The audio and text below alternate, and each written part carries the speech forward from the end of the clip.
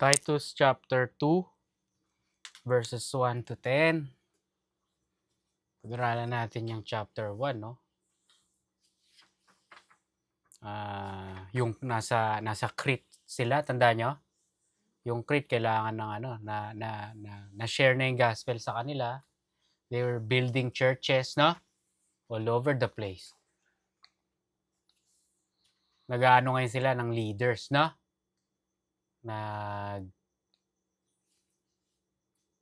Tinatasan ni Paul si Titus na umanap ng mga qualified na elders, no? Ngayon, magko-continue dito. So,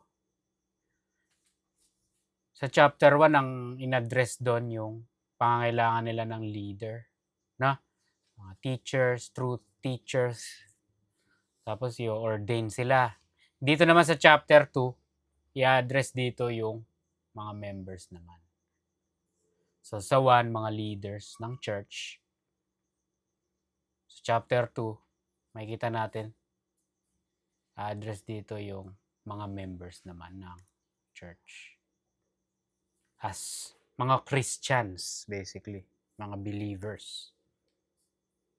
So, sa chapter 2, verse 1, "But speak thou the things which become sound doctrine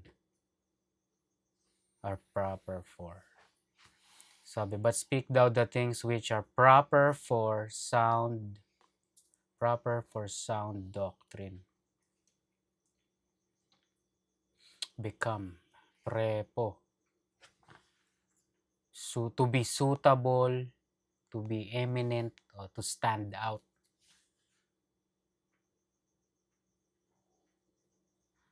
So, basically, ituro nyo yung kamatch ng sound doctrine. Teach according to biblical teaching. Yan sinasabi dito.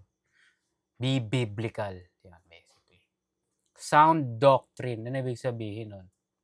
Ibig sabihin nun, theologically accurate. Alam niyo meaning ng theological, no? What is theology? Alam niyo yung biology, no? Bio means, ano yun? Life. Study of life, biology.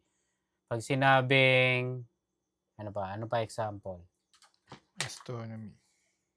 Astrology. Stars, no? I think that's it. So, study of stars, no? Cosmology, yun din yata yun eh. O kaya cosmetology, alam niyo yung cosmetology, di ba? Yung makeup, di ba? Study of ano. Ngayon, theology is, yung Greek word ng God is theos. Theo. So, theology is study of God. So, sa totoo lang, pag believer ka, you're a theologian.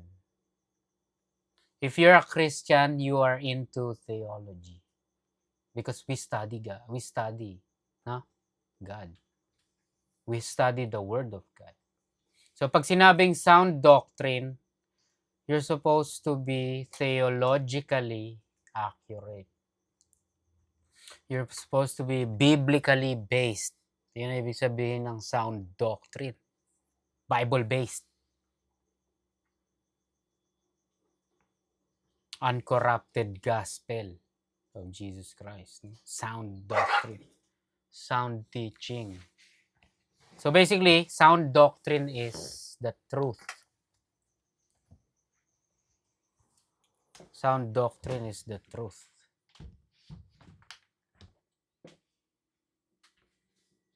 So sinasabi niya dito, yun ang ituro mo. Sound doctrine. Sound teaching. Teach the Bible, basically. So verse 2. That the aged men be sober, grave, or reverent. Ang Greek word is semnos. Yung grave, ibig sabihin honest. Honorable, honest. Yung grave. So, sinasabi dito dapat daw yung aged men dito, iisipin mo, ano lang, yung mga mature ba tinutukoy dito. Pero ang ganda ng Greek word niya, alam niyo na yan, presbytes, ambassador. So, sinasabi that the aged men, the ambassador, ano ibig sabihin ng ambassador? Representative. An ambassador is a ha? Ano? Oo. Ito yung dictionary, ambassador. An important official who works in a foreign country representing his or her own country.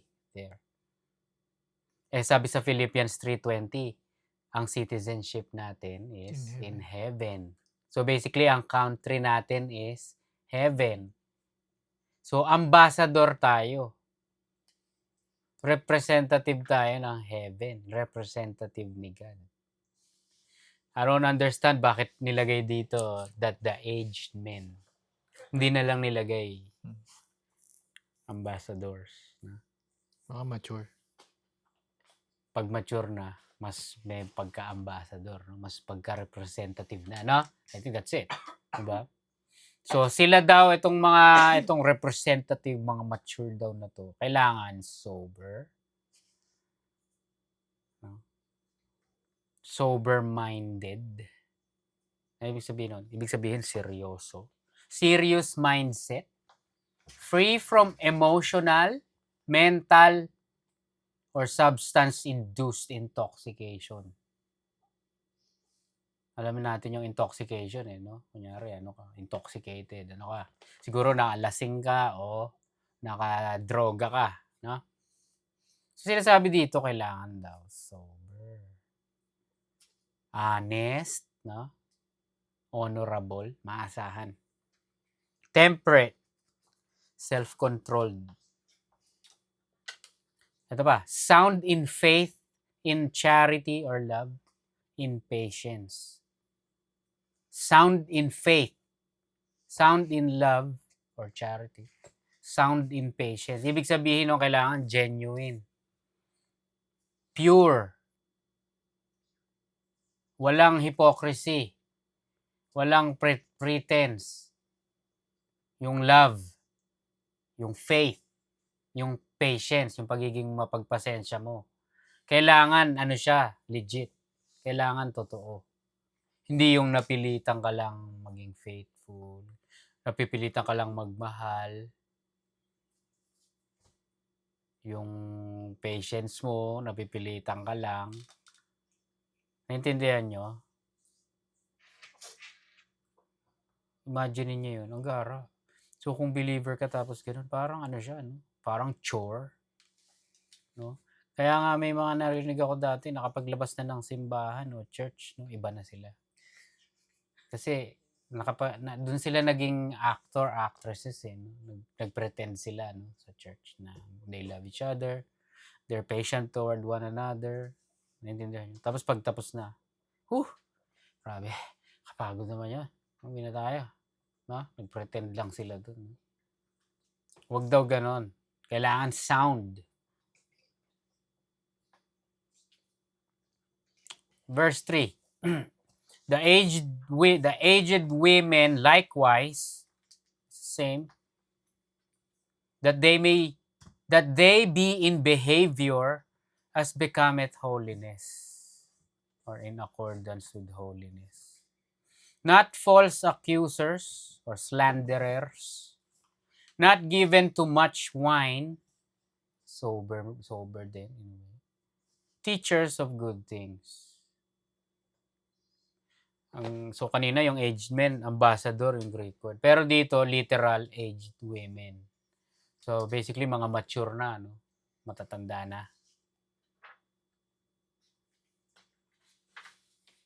Mga matanda.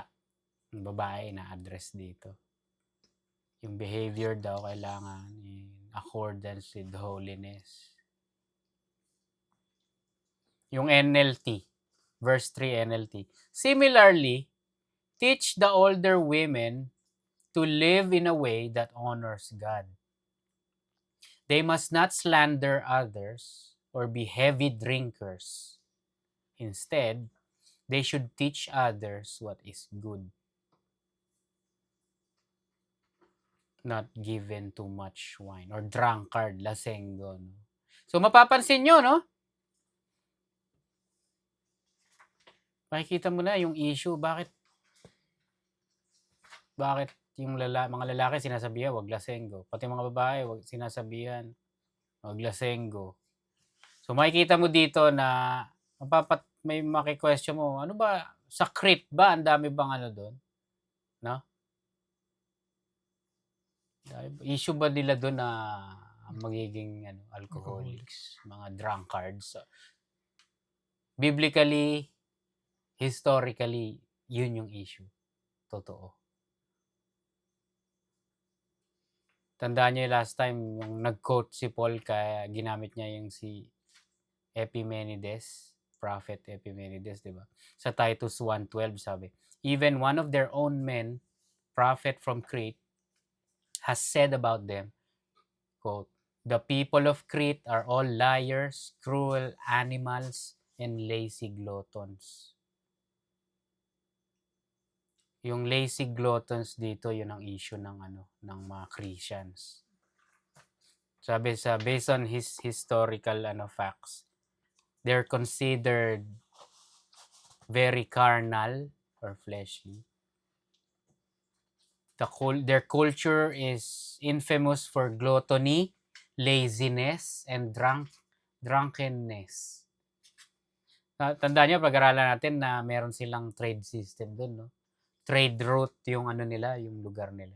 Siguro yun ang mga palagi nilang pag may dumarating na ship, no? Darating na yung mga alcohol nila, no? Order nila. Kasi wala pa silang entertainment nung panahon eh, no? Ang good time nila, everybody getting drunk. Mapalalaki, mapababae, no? Makikita nyo kasi sa verse 2, ayan, no? Ano sabi sa verse 2? That the aged men be sober. Verse 3, the aged women not given too much wine. Verse 4, to be sober. Verse 6, exhort to be sober-minded. Verse 12, we should live soberly. Kung makikita mo na everybody here, probably mga lasenggo. So, ayaw ni Paul na mga member nyo, mga lasenggo, ano? So, yun ang issue nila ng mga Christians. No? May issue na sila sa false teaching. No? Tapos mga lasing pa yung mga tao. No? That's crazy. So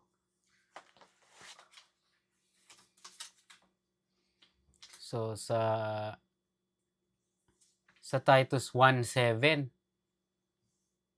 yung mga leaders din, gusto nila, dapat daw, ESV, Titus 1:7, for an overseer, as God's steward, must be above reproach. He must not be arrogant or quick-tempered or a drunkard or violent or greedy for gain.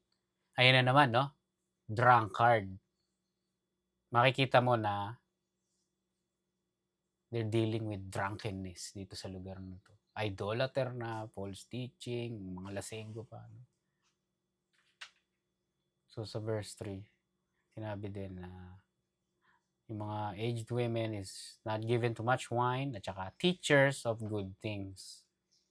Basically, they're supposed to be able to teach biblical truths. Verse 4, that they may teach the young women, ayan na naman, pati young women, turuan nyo daw. Kayong mga aged women, ayan o, that they may teach the young women to be sober, to love their husbands, to love their children.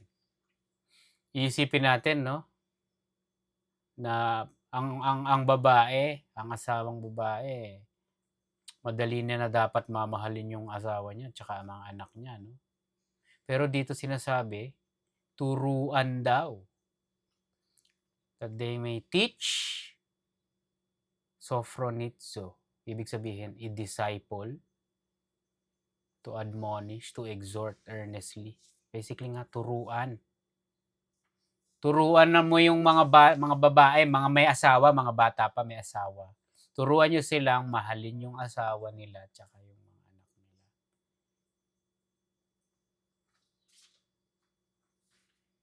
Persuade. Appeal to them.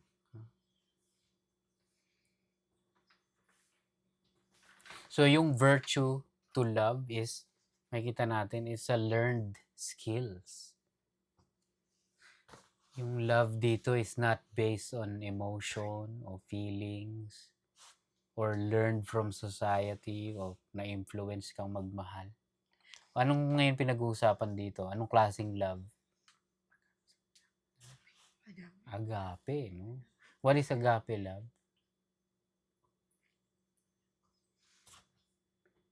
Unconditional. Ito magaling sa love to eh. Unconditional love, no? Ikaw din siguro, no? Ay, hindi, wala kang unconditional love. Ano yung unconditional love? No. Ano yung unconditional love eh? Pag conditional na love, ano yun? No. O ayan, sige, masasagot niya. Condition. So, conditional love, what is that? Alamin muna natin yung conditional love. Alam, bagal nyo. Ikaw, Jay. May kapalit. May kapalit. Condition. May condition. So, the opposite is unconditional, walang kondisyon. Mahalin mo yung tao na wala ka nang hihingin, walang kondisyon. Yun yung agape love. Ganun ang love na binigay sa atin ni God. Hindi conditional. Hindi tayo yung si God, isa-save ko kayo, mamahalin ko kayo kapag ito kondisyon, gawin nyo to. Naintindihan nyo? No. God has shown agape love to us. Unconditional. Wala kayong gagawin. Just believe me, I'll love you. I will love you guys. I will save you guys. Unconditionally. Naintindihan nyo? So, ang sinasabi dito ni Paul sa mga young women, ituro daw ng aged women sa young women na mahalin nyo, agape love, yung inyong husband at saka mga children. So, naituturo siya. Yun yung sinasabi ko. Kasi sa totoo lang, without God showing it to us, no? Without God revealing what agape love is, wala. We won't have any idea. Ang love natin is gonna be the opposite of agape love. Pati yung love natin is based on looks, no? May love na ganun, di ba? Kaya ako siya mahal kasi ang ganda niya. Kaya ako siya mahal kasi pogi siya, no? Kaya ako siya mahal kasi may mga condition. Di ba? So, hindi ganun. We have to learn agape love. Kaya sinasabi, turo nyo to. Turo nyo to sa kanila. So, how do you love the husband and their children? Nasa Ephesians 5:22 to 24. Sabi, wives, King James, wives, submit yourselves unto your own husbands, as unto the Lord. So, mag-submit ka, yield, mag-submit ka sa husband mo as if parang nagsasubmit ka. Kung paano ka mag-submit kay Lord. Naintindihan niyo? Verse 23. For the husband is the head of the wife, even as Christ is the head of the church. And he is the Savior of the body. Therefore, as the church is subject unto Christ, so let the wives be to their own husbands in everything. In everything. Sobrang hirap ngayon sa generation natin, yung mga babae, nagsasubmit sa asawa. Because everybody is, dahil dun sa movement, feminist movement, no? Na kinakalat ng demonyo dito sa generation na to. Kaya ngayon, ang daming, everybody's single, no? Kasi nobody's gonna wanna submit, no? Themselves to the opposite sex, no? Away-away yun. Si Satan talaga, anything para ma-disobey, no? Yung teaching, no? Kaya may mga ganyan. Ephesians 6:4 sa mga anak naman. Fathers, do not provoke your children to anger, by the way you treat them. NLT to. Huwag nyo daw inisin o asarin yung mga anak nyo. Do not provoke your children to anger by the way you treat them. Rather, bring them up with the discipline and instruction that comes from the Lord. No? Walang asaran. Diba? Same yun sa mga anak. Hindi ka exempted. Diba? It's reciprocal, no? So they must learn to teach as older women. Tuturuan nila yung mga younger women. Verse 5. There's more. Continuing verse 4. No? To be discreet, chaste, keepers at home. Sa ESV, iba to eh. Working at home. Sinasabi sa mga babae, working at home. May tanong ka. 5, verse 5. Sa ESV, sabi to be self-controlled, pure, working at home. This is talking about the young women. Kind and submissive to their own husbands, that the word of God may not be reviled. So first is discreet, sophron. Ibig sabihin na naman, sober, temperate, self-controlled. Grabe. Yung mga pinagsasabi kanina, pinag-isa. Sophron, discreet. Pero yung meaning natin ng discreet sa English is ano yun? Maging discreet kayo. Low-key. Low-key, no? Kontrolin nyo nga yung sarili nyo, basically. No? Low-key? Ano daw yung low-key? Yun nga. Kontrolin. Hinay Huwag ka papansin. Ah, Low-key ka lang, hinay lang. No? Huwag kang, yung mag-stick out, mag-stand out. Low-key lang. Mababa. Oh. Diba? Bakit sinabi yun, no? Yung discreet sa babae. Maging discreet. No? ang behave pala. Oo, yung behavior mo, no? Ano? Saan mo na may nakita ka dyan? Hindi, wala. Hindi, yung bang ibig sabihin, behave kayo, huwag kayong Oo. Maging, yun nga eh. No? Maging kakaiba kayo, huwag kayong gumaya sa iba na, alam mo, kailangan kakaiba kayo, behave lang kayo, discreet. Pero sinabi yun, kasi dito sa Hosea 4:12, King James to, tingnan nyo. My people ask counsel at their stocks, and their staff declare it unto them. Ayun na. For the spirit of whoredoms had caused them to err, and they have gone a whoring from under their God. NLT. They ask a piece of wood for advice. They think a stick can tell them the future. Longing after idols has made them foolish. They have played the prostitute, serving other gods and deserting their God. So may kita mo yung mga wording na ginagamit dito. Kumbaga sa Tagalog, yung sa discreet, opposite ng discreet, pakawala. Kasi yung mga babae may tendency especially yung mga kunyari mga fatherless. Then no offense ha. Walang tatay na nandun sa place. Ang dami kayang ganun. May tendency to go on whoring.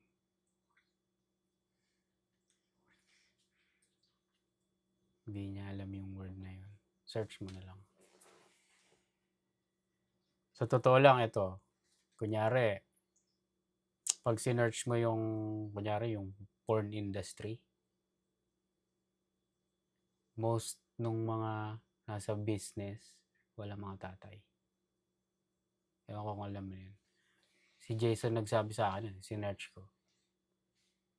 Wala silang tatay na mag-aano sa kanila, magko-control sa kanila. Naintindihan nyo? Parang in a way, tapon na yung buhay nila. So, they're gonna go on. Yung iba, nagiging prostitute. Kaya ano kasi silang tatay. Naintindihan nyo? So, ang sinasabi dito, kontrolin nyo kayo mga babae, kontrolin nyo yung sarili nyo. Discreet. Chaste. The chaste, it means pure, innocent, clean. Bakit yun ang mga words na inaano sa babae? Diba? Pag binasa mo yung Proverbs, dati pa lang may mga horse na. Alam mo na yung Tagalog ng horse, siguro mamaya. Yung mura ng Tagalog, di ba? PUTA. Horse. So, yung mga babae, kapag unrestrained sila, naiintindihan nyo? They're gonna go on that path. Basahin nyo yung Bible. Grabe. So we're talking about the females ngayon. Mamaya makikita natin yung mga males. Saan naman ang path ng lalaki kung walang mag-aano sa kanila, magre-restrain. Naintindihan nyo? So, hindi lang babae ang i-address dito. So, yun ang sinabi, no? Sa mga babae, to be discreet, chaste, or pure, clean. Tapos, sinabi pa dito, keepers at home. Pero sa ESV, ano sabi? Working at home. Kasi ang mga babae, pag pinalabas mo yan, no? Matutukso, no? Mantutukso na, matutukso pa. Naintindihan nyo? Mapapalapit sa kasamaan. May mga, kunyari, may mga rapist, no? Kunyari, mga babae, kung manamit, napaka-tempting, no? Mga babae ngayong generation na to. O, ano yun, ayun na. Yung mga lalaki, na-stir up yung mga utak nila, they rape, no? Tapos sasabihin yung lalaki, bakit tinitignan ako? Nagdamit ka, you're almost half naked. Ano yung expect mong mga lalaki, didemonyohin yung mga lalaki? Naintindihan nyo? So, sinasabi dito, nung panahon nila, ayan pa lang, panahon pa lang nila yan. Working at home. Sa bahay lang kayo. And be discreet. Chaste.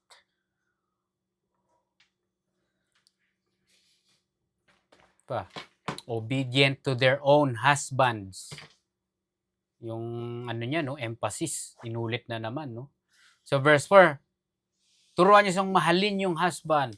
Dito naman, dapat obedient to their own husbands. Pinag-aralan natin to dati, no. Ang tawag ng mga babae sa husband nila, ano? Master. Or Lord. Lord. They called, the women were instructed. Kung panahon, tawagin nyo. Ngayon, magagalit na yung babae. Ano? Tatawagin ko yung lalaki ko, Lord, Master, at saka Master. Parang boss. Ayaw ng babae. Ngayon, panahon na to. Oo. What about fair, no? Equal rights, no? Wala. Ganun na ngayon eh. Anything contrary sa biblical teaching. Kaya, guess what? Yung result is what? So many divorce, no? Kasi hindi kayo kapag hindi nyo sinunod yung guideline na binibigay ni God, wala. Hindi kayo magko-coexist under one roof. Naiintindihan nyo? Kaya sa panahon ngayon, no, lalo na, basta, mahirap na makahanap, special. Kailangan mo hanapin, believer din, na submissive kay God, basically, no? Dahil kung wala, nakahanap ka, non-believers, no? Basically, demonic, earthly, selfish, fleshly. Wala. Asahan nung, alam mo yun. Kung tumagal man yung relationship mo, it's like in hell. Your relationship, para kang, alam mo yun, may ganun eh. Ayaw na nila maghiwalay kasi yung mga anak, may anak tayo. Ayoko lumaki yung mga anak na ano, parang si ano 'no, magdi-divorce na yun, eh. Ayaw niya lang kasi daw yung anak nila 'no. So, may gano'n, eh. Yun yung mga reason. So, they tolerate each other, 'no? Yung asawa mo gan'to, yung asawa mo tingin sa'yo ganyan ka, but for the sake yung anak 'no. Paano kunyari non-believer 'no, may issue kayo. Hindi kayo sumasamba ng parehong Diyos 'no. Uy, magkaka-issue talaga kayo nun. Kaya ang sinasabi ng Bible hangga't maaari. Hindi hangga't maaari, humanap kayo ng believer. Humanap kayo ng lovers of God. Ephesians, ano, binasa na ba natin 'to? Binasa na natin 'to kanina.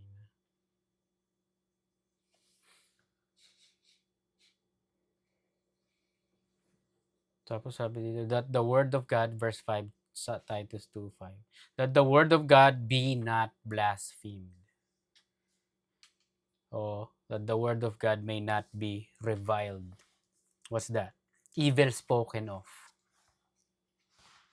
Evil spoken of. Para wala silang masabi. Yun ang sinasabi dito. So, kumbaga sa Tagalog, sabihin nyo daw sa mga young women na maging discreet, chaste, keepers at home, working at home, good, obedient to their own husbands. Ayan na, Tagalog. Para yung salita ng Diyos, para walang masabi yung mga tao sa salita ng Diyos. Para hindi mabangiran ng dumi o ng baho yung Baboy. mababoy yung si God. No? Kasi sasabihin nyo, Christian kayo. Tapos ano kayo, ayan, no? Hindi kayo discreet. Hindi kayo pure or chaste. No? Hindi kayo obedient sa asawa. Yun. No? Tapos, ganyan pa mga believers. May masasabi ngayon sila, no? Against the things of God, against the truth of God, the word of God. Wag daw. Verse 6, young men likewise exhort to be, naman, sober-minded. Kasi lasenggo, no?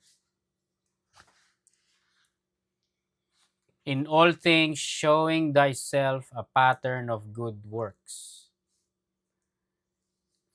In doctrine, showing uncorruptness, integrity, gravity or reverence, sincerity, incorruptibility. So, be model of good works. Pinag-usapan natin kanina yung mga babae. Kasi, young men likewise. So, basically, it's the same. Hindi, ang lalaki ganun din eh. Kung saan din pupunta para i-fulfill yung mga kung ano-anong fantasy. Final Fantasy, no? Fantasy life. May ganun eh. Kung saan napapadpad, no? So kung ang babae may rin, they deal with their their hormones or whatever. Yung mga lalaki din ganun, hindi exempted, no?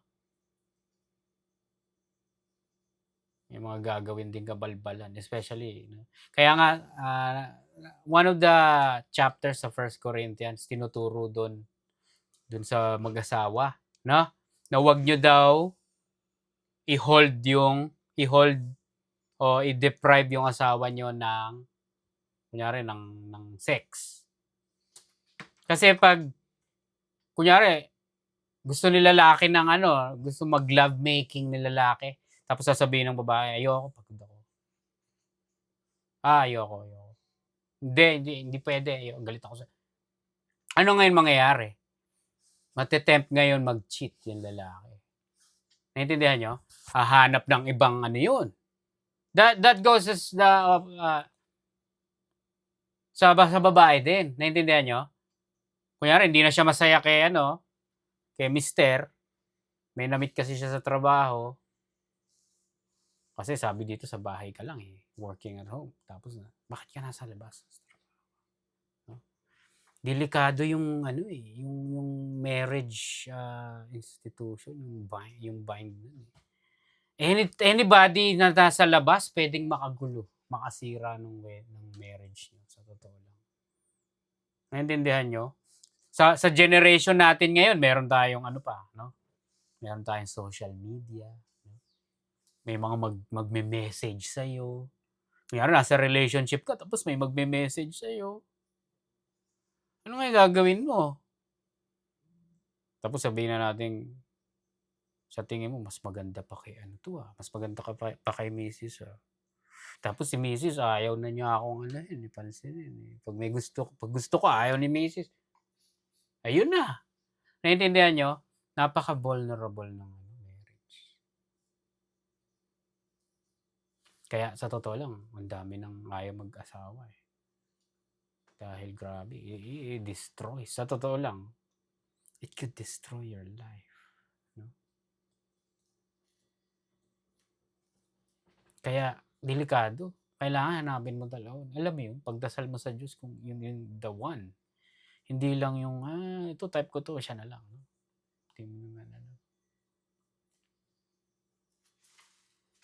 Hindi nyo alam, no? You guys are in the sight of God, no? Tapos making vows, no? Tapos i-break nyo yung vows nyo, no? Sasabihin nyo pa in sickness and in ano yun? For richer, For richer, for poor. May pag ganun-ganun pa kayo in the sight of God, no? Kinakasal kayo sa hirap at sa ginhawa, no? Wala, puro sa ginhawa lang. Pero pag naghirap na, ayun na. Wala Kaya sinasabi dito, turuan yung sa totoo lang, ituro din sa lalaki. Yung agape. Agape love, hindi lang sa babae yun, sa totoo. Hindi minention dito yun, pero sa totoo lang, kailangan din ng lalaki yun No? Mahalin mo si babae unconditionally. No? Kaya naman babae, mahalin nyo si lalaki unconditionally. Wala nang kapalit, hindi dahil, kasi siya yung nagpo-provide sa bahay. Mahal na mahal ko yan kasi siya nagbabayad ng bills. Si Mrs., mahal na mahal ko yan kasi, alam mo yun, kasi ginto, ginagawa niya sa akin. Ganyan. Siya tagaluto, siya tagalinis. Mahal na mahal ko yan. Tsaka maganda siya. No, mahalin mo siya for who he is or who she is. Naintindihan nyo? Yun yung kailangan nating mabigay ni God sa atin Yung virtue na yun That sound charity. Yung sinasabi kanina. Sound love. Ang hirap nun. Unconditional love. Pero pag binless ka ni God nun, ako po, especially kunyari kayong dalawa, ni Mr. and Mrs. Binless kayo ng agape love, kahit anong gawin nyo, hindi ka nagkakamali. Pero ano yun hindi ibig sabihin, kahit magpaka-whoring ka na dyan, I love you, no? Hindi ganun. Kaya nga mahalaga ang center nyo si God di ba? Yun yung meeting place nyo. Naintindihan nyo? That's your common ground. No? That's your leveled playing field. The principles of God, the Word of God, God. Naintindihan nyo? Tapos sinabi pa, sa mga lalaki, in all things showing thyself a pattern of good works. Maging role model. Role model ng good works. Hindi lang basta-basta good works. Yung good works na that aligns with biblical teaching. According with sound doctrine. Tandaan niyo sa James 1:22, no? Be ye doers of the word and not hearers only. Sa Tagalog, be ye doers of the word and not hearers only. Ano sa Tagalog yan, Faye? Ha? Grabe, narinig mo yung English Yung mga Tagalogin. Tagalogin mo lang But be ye doers of the word, and not hearers only. So sa Tagalog, Hindi lang sa salita, Salita. sa gawa. Diba? ESV ng 2:7. Show yourself in all respects to be a model of good works. And in your teaching, show integrity, dignity. So, model daw of good works. Pag may nakita tayong model, kunyari, dati nung bata ako, may mga nanonood ako, wala lang. May mga fashion model na nakikita mo yung mga suot nila, di ba? Sila ngayon yung mag-i-inspire sa'yo na bilhin yung mga damit. No? Ay, ang ganda ng damit nito. So, tapos may sa baba, dito nyo mabibili. Ito yung brand. May mga model eh. No? Kunyari, yung mga, pag nagpunta ka sa mall, may mga mannequin, no? That's the model. Suot nila yung mga products. Sila ngayon yung magiging ano mo, role model, guide, no? Kunyari, yung model na yung katawan, no? Gusto mo ngayon sundan yung, yung model, laki ng katawan. Gusto ko ganyan din. Yun yung mga ginagawa ng mga model eh, no? Nagiging sila yung idea sa iyo. Ngayon, sinasabi dito, young men likewise exhort to be sober-minded. In all things, showing themselves a pattern of good works. Sa ESV, nasa natin kanina, show yourself in all respects to be a model of good works. So, sa totoo lang, sa lahat to. No? Oh, kayo lang lalaki model of hindi. Pag believer ka, we're supposed to be model of good works. Naintindihan nyo? Especially yung mga mature, tapos may mga bata, no? We have to be the role model. Di ba? Yan ang ano dito, point. Ano ba to? Integrity sa ESV. Show yourself in all respects to be a model of good works, and in your teaching, show integrity. What is integrity? Strong moral principle. Being consistently honest.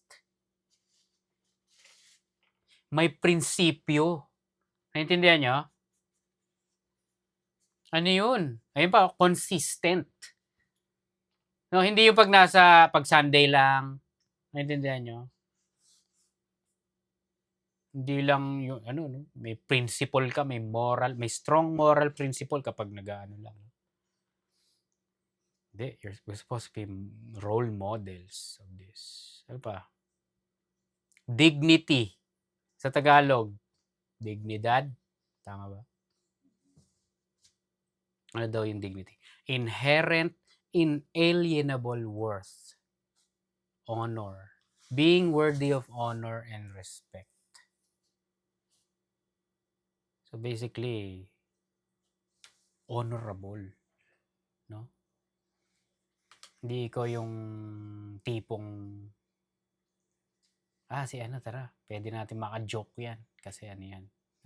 Alam ko yung side niyan, loko-loko rin yan eh. Diba? Hindi naman dito pinag-uusapan na, alam mo yun, seryosohan talaga na bawal kayong magtawanan, seryoso lang. Hindi ginano yun dito. No? Ang sinasabi, so ano ngayon to? Integrity, strong moral principle, dignity, honor, being worthy of honor and respect. Ano ngayon yun? No? This is especially about sound doctrine, sound teaching. Naintindihan nyo? Uncompromised. Naintindihan nyo?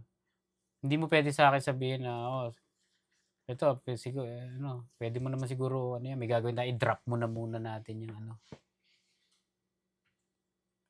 anything na Christianity. Naintindihan nyo? What do you mean? No, this is our life. Naintindihan nyo? This is 24/7. Naintindihan nyo? Consistency. Wala na. Sa totoo lang, yung life natin dito sa mundo na Bago tayo maging believer na punong-puno ng pangarap, punong-puno ng ano ba, pag-asa, ng mga desires. Sa totoo lang, wala na. We live for the Lord now. No? Sasabihin sa ingay ng tao, ano ka? You're a cretin, no? Stupid. You Christians are stupid. Pinagpalit nyo yung mundo, ang kinuha nyo is you guys live for God now. You guys live for the Lord Jesus Christ now. What? You guys are fools. Kaso, di ba? Hindi naman tayo, we don't look for the temporal things, but for what is eternal. Sino ba nagsabi nun? Si Muhammad Ali. Kilala niyo si Muhammad Ali, yung boxer, di ba? Sabi niya, pag nagte-training daw, suffer now, glory later. In a way, sa atin, ganun din. No? Let's suffer now. No? Let's suffer mockery. Let's suffer being left out. And let's miss out on all things that's in the world. No? But let's glory with God in the future. No? Ganun siya. Verse 8. And sound in speech that cannot be condemned. Nasa ESV tayo. So that an opponent may be put to shame, having nothing evil to say about us. So sa Tagalog, para wala silang masabi sa atin. NLT. Teach the truth so that your teaching can't be criticized. Then those who oppose us will be ashamed and have nothing bad to say about us. Naintindihan nyo? Mayos-ayos tayo sa lahat ng aspects. Para yung mga nakakakita sa atin, walang masabi. Na? Sa totoo lang, sa akin, especially dati may nasasabi. Di ba? Di ba? Ibig sabihin nun, kaya ako pa ayusin. Naintindihan nyo? That's good na may narinig ako, no? Ibig sabihin, kailangan ko pa palang improve. Kailangan ko pang ayusin. Kasi may sinasabi pa itong mga to eh. Diba? So, there's nothing wrong with that. Na? Sa totoo lang, maganda nga yung ganun eh. Para alam mo kung saan ka nagkakaano. But we're not talking about, I always have to mention na we're not talking about losing salvation, no? Grabe, because of yung time na we live now, no? Sasabihin, may masasabi ka dyan. Ibig sabihin, hindi save yan. May nasasabi tayo dyan, no? It's not talking about that. No? Hindi tayo, alam mo yun, we're supposed to be perfect. Although sinabi, no? Be perfect for your Father in heaven is perfect. But, sabihin ko sa inyo, hindi possible yun. As a human being. A mere human being, tapos perfect, sinless. Malinaw sa verse dyan, kapag may ganun daw, the truth is not in you, guys. Naintindihan mo? Ang sinasabi lang doon is, yun yung pattern na kailangan natin, by God's grace, with God's help, that's the perfect mold. And we are getting molded into that Christ-likeness, the prototype. Yung final, yung sinend ko, the goals. Yun, that's the goal. Christ-likeness. Diba? Ngayon, kakamali ka, diba? Parang, kunyari nag-chisel ka ng wooden, may ginagawa kang, may mga, masakit, na mawawala sa'yo. Until ma-form ka, mahulma, na maging perfect, mold. So, para daw walang masabi, sabi sa verse 8. So, kailangan, ano ba sabi? Sound speech that cannot be condemned. The truth, so teach the truth so that your teaching can be. So basically, ayun na naman. dapat based on biblical facts. Kapag biblical facts, ano ibig sabihin nun? It means it's the truth. Sasabihin sa'yo ng tao, biblical facts is not facts. Ang facts dito sa mundo, ano? Science. What? Sasabihin, ang standard mo ng truth, Bible, that's not the truth. We basing truth in science. This has been studied by scientists, by smart people. Tapos kayo Bible, ang anuhan nyo, basihan nyo ng facts and truth. So, yun yung mga kalaban natin. Yung mga philosophers, no? Science.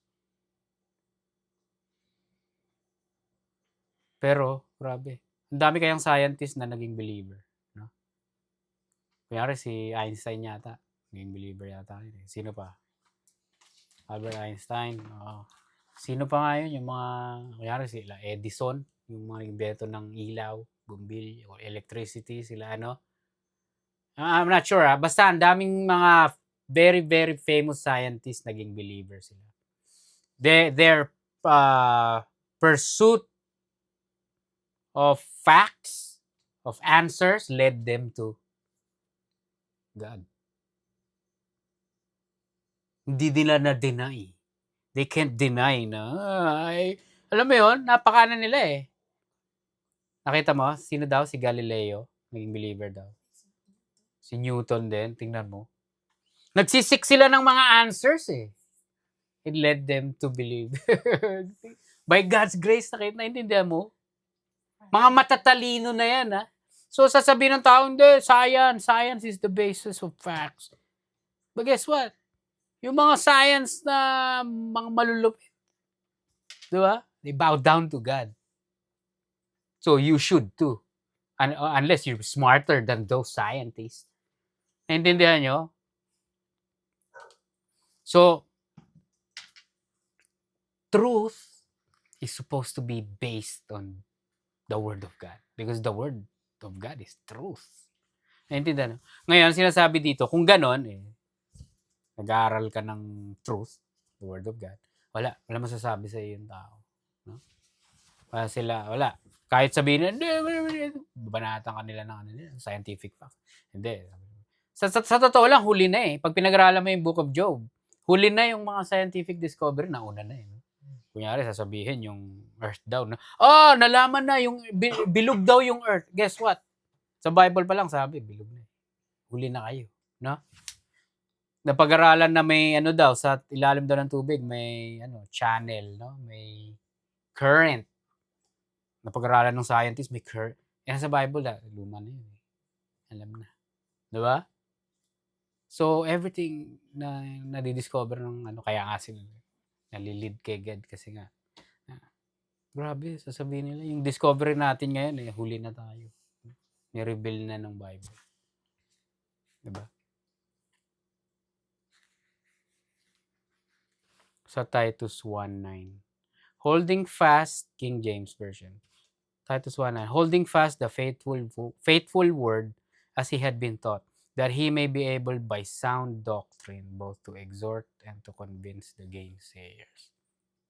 Kailangan talaga nating pag-aralan yung sound doctrine, basically the Bible, the Word of God. Para wala masabi yung tao sa atin. Hindi lang sa atin, especially kung if they go against us, they're going against the Word of God. Sa totoo lang. Diba? They're going against God. Tapos pag pinag-aralan mo yun, based on Titus 1:9, makapag-exhort ka, tsaka makapag-convince ka ng gainsayers, so the opposing party. Verse 9 and 10. Bondservants naman. So, in-address na yung men, aged women, young women, husbands, wife. Dito naman, bondservants. Ano nga yung bondservants? Kung naaalala nyo.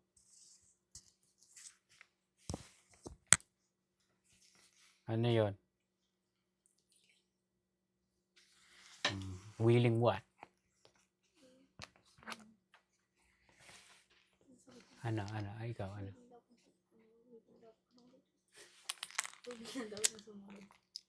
The willing slaves, basically. Voluntary slaves. They would love that. Kasi tayo mga bond servant tayo, 'di ba? Bond servant tayo ni God. So, ang ina-address lang ba dito, ano, mga believer, mga bond. Specifically, yung tinutukoy dito yung mga slaves or trabahador, mga alila. So sabi, bond servants are to be submissive to their own masters in everything. Ito yung pinag-aralan natin last time. Kunyari na kayo, nasa trabaho kayo, no? Sa mga boss nyo, huwag nyo sasagutin yung boss nyo. Huwag nyong lalabanan o i-disobey yung boss nyo. Bakit? Ayan, no? Bond servants are to be submissive to their own masters in everything. They are to be well-pleasing, not argumentative, not pilfering or naglanakaw, but showing all good faith, so that in everything they may adorn the doctrine of God our Savior. Sa NLT, mas easy. Sorry. Slaves must always obey their masters and do their best to please them. They must not talk back or steal, but must show themselves to be entirely trustworthy and good. Then they will make their teaching about God our Savior attractive in every way. Intindihan nyo? Makikita mo dito, may intent na baka kasi one day, i-share mo yung gospel sa kanila eh.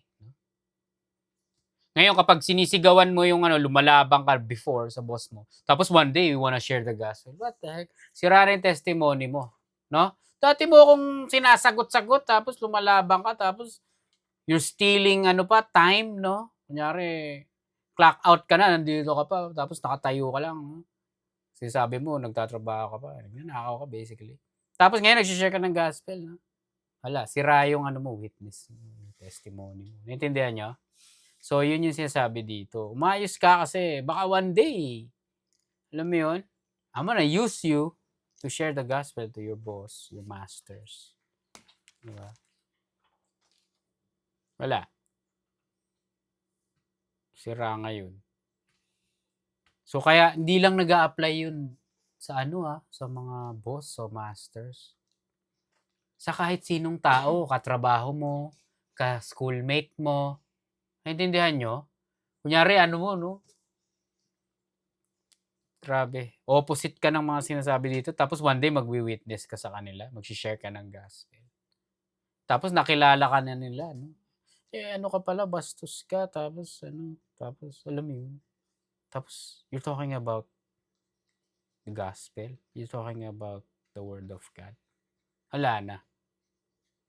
Para, in a way, it's gonna be hard for them to trust you. Naintindihan mo? To believe you. Kunyari, addict ka pa, no? Sasabihin mo, no? Na-share mo bago ka mag-witness. No? Nalaman nila na nang umiinom-inom ka, no? Na nagda-drugs ka. Nalaman nila kung anong mga thrills mo sa buhay, mga pinaggagawa mo pa, mga exciting para sa'yo. Mga masasama pala, no? Pagkatapos pala ng trabaho, ikaw yung type na gustong pumupunta pa sa mga club, sa bar, no? Tapos one day, I want to share the gospel with you. What? Ang garang, ha? Sino ka para anuhin yan, no? No, ang sinasabi ni God, umayos ka para one day may opening ng gospel. So Lord willing, next week, continuation.